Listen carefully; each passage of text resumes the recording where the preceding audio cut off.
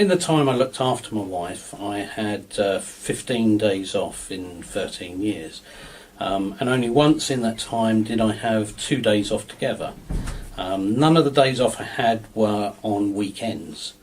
And I had a couple of evenings off as well. I mean, it's different than it is for people who are not carers, because if you're not caring, as I remember having a conversation on the phone with one young lady once, and I said, "Oh, what are you doing at the weekend?" She said, "Oh, I'm going to the pub with my friends." I said, "Oh, I can't do that." She said, "But you can drink at home." And I said, "No, because I've got to be responsible for another person." She said, "Oh my God, your life is terrible," she said. And I'm like, "No, it's okay, this is what I do." But over time, when you are caring for somebody and you're not having time off, the stress does get to you. It really can affect you badly. And with that, it affects your own health. I mean, I have health issues now, many directly derived from caring, because you tend to put the other person before yourself. And the longer you are without a break, the more this affects you.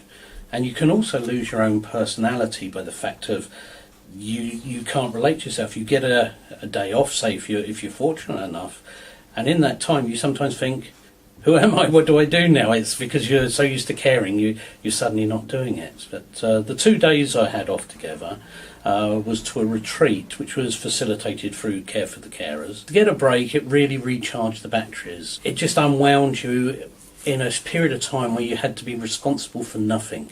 Because being responsible is what you do as a carer. You're responsible, you're prepared, and when the chips are down, you're the one who deals with everything. It may be 3 o'clock in the morning, the person you're looking after may be having a seizure or something. What are you going to do? You're the one who's up there with them as they're going through it.